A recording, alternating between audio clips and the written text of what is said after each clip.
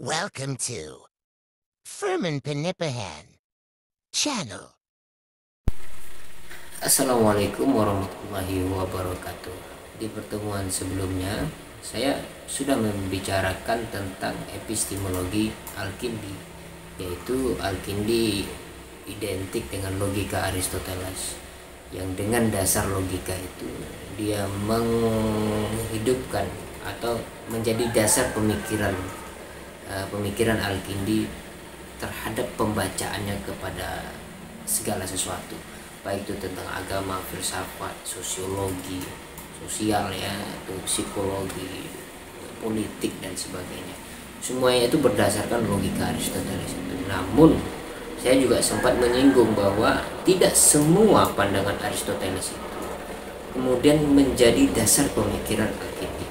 Ada bagian-bagian tertentu yang ditolak oleh Al-Kindi. Salah satu contohnya adalah tentang pengetahuannya tentang kosmologi atau tentang ilmu tentang alam ya. Aristoteles mengatakan alam ini adalah apa namanya? Alam ini kekal. Alam ini kekal dan tidak akan pernah musnah. Begitu kata Aristoteles. Dasarnya apa? Dasarnya jelas, logika awalnya itu bahwa materi itu hanya akan melakukan perubahan bentuk, bukan perubahan materi. Oleh karena itu di dalam fisika kita mengenal bahwa materi alam semesta ini tidak pernah berkurang satu on pun, satu on atau satu mili gram dan sebagainya, tidak pernah berkurang. Kenapa? Karena memang materi itu tidak pernah hilang, tidak pernah hancur, dia hanya berubah dari bentuk ke bentuk yang lain. Seperti yang saya kasih contoh pada pertemuan sebelumnya adalah bahwa kalau kayu itu dipotong-potong itu tetap akan menjadi kayu. Sementara kalau kayu itu sudah dibuat menjadi meja itu dia yang dipotong-potong, maka dia tidak lagi menjadi meja. Dan materi sifatnya kekal. Dengan konsistensi pemikiran ini, Aristoteles mengatakan alam ini juga kekal karena berdiri atas materi. Tapi berbeda dengan Al-Kindi. Al-Kindi tidak mengamini itu. Karena di dalam bukan hanya karena di dalam akidah ya, tapi memang dasarnya adalah akidah ya, bahwa tidak ada yang kekal selain Allah Subhanahu wa taala. Jadi bukan hanya dasar keyakinan itu yang kemudian sifatnya doktrinal, tetapi Al-Kindi memberi argumentasi. Tapi sebelum saya memberikan argumentasi, pada bagian ini Al-Kindi itu condong kepada Plato ya.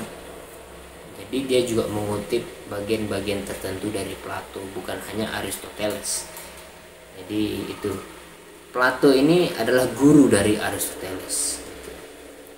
Walaupun mereka guru dan murid, tapi memiliki perbedaan pandangan yang jauh sekali perbedaannya. Nah, kembali lagi tentang argumentasi tentang alam ini yang kekal. Sifat kekekalan itu tidak terbatas, itu kata Al-Kindi. Kalau dia terbatas, ini logikanya dia menyerang Aristoteles dengan logika Aristoteles gitu. Kalau materi itu kalau alam itu kekal, artinya alam itu tidak terbatas. Sekarang kita uji gitu.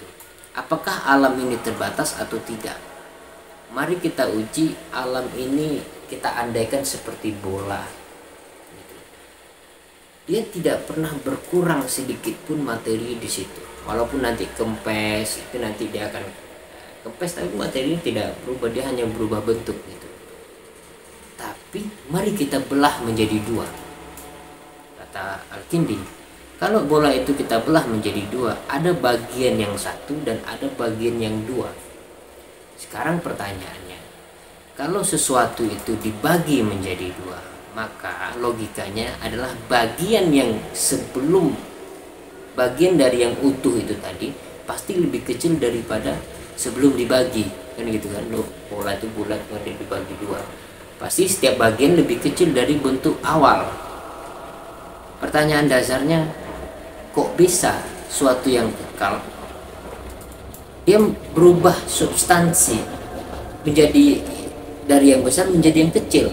Bukankah yang tadi itu materi itu tidak pernah berubah, bukan materi tidak pernah berubah, materi itu tidak pernah hancur, tapi kenapa ketika dibagi dua mereka saling mengecil?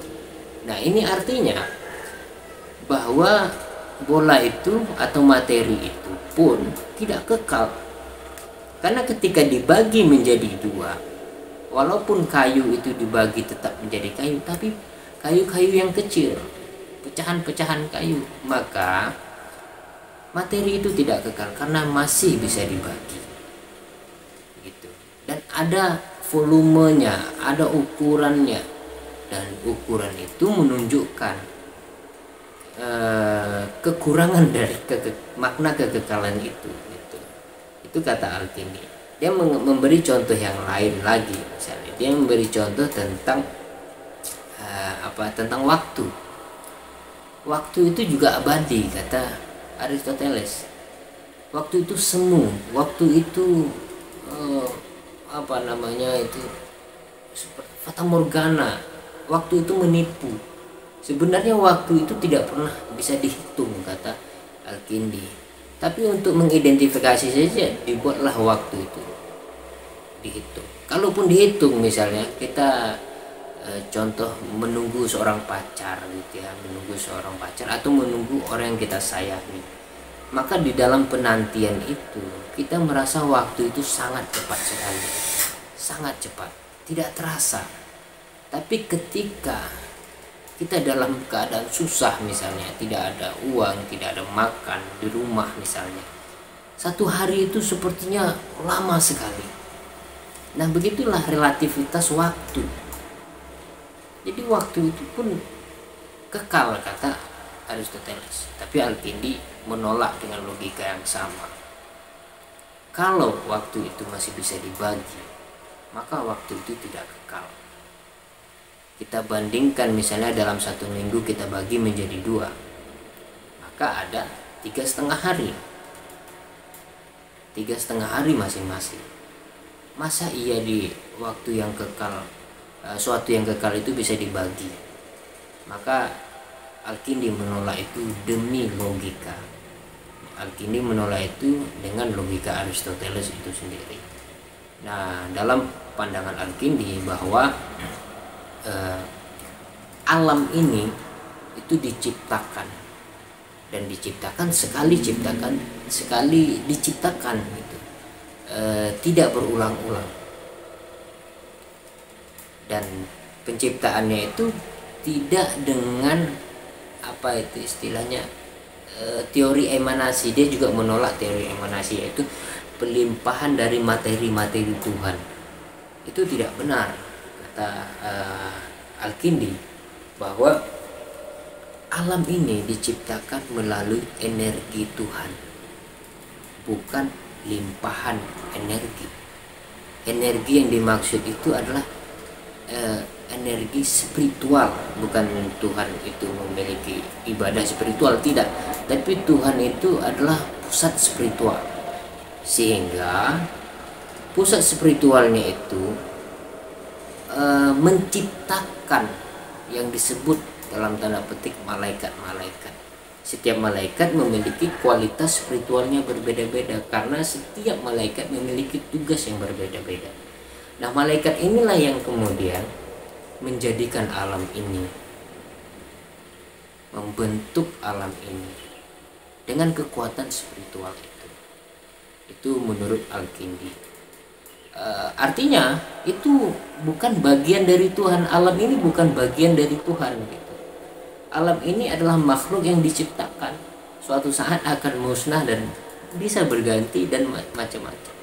Begitu menurut Al-Kindi. Dia menolak alam ini kekal, karena logikanya suatu yang kekal itu pasti tidak bisa dibagi. Kalau kita berbicara tentang keesaan Allah, Allah itu tunggal dalam pengertian apa ya? Esa. wahid, ya.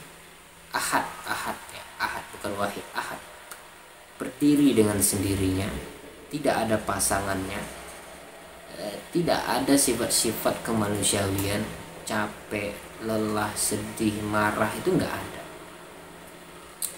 Kalau kita lihat misalnya ada sifat Allah itu murka, memang ada sifat Allah yang adil, iya, tapi jangan kita bayangkan seperti manusia yang sedang marah. Atau Allah itu Rahman Rahim, kasih sayang gitu ya. Jangan kita bayangkan kasih sayangnya seperti manusia, berbeda hal. Dia melimpahkan semua kasih sayangnya, bahkan tidak perlu diketahui sama orang mau menyembahnya atau tidak, maka kekuasaannya, singgasananya, kerajaannya di muka bumi ini tidak akan pernah berkurang sedikit pun, tidak akan pernah kecil sesuatu yang besar secara kekal, karena tidak bisa dibagi. Terima kasih. Wassalamualaikum warahmatullahi wabarakatuh.